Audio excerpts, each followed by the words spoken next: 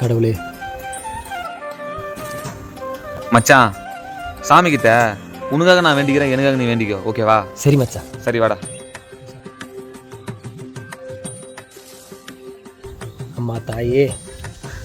கடவுளே, அவன் ஆளு அவன் முடியும் ஓடி போயிடணும். என் ஆசையை மட்டும் நிறைவேற்றிரு.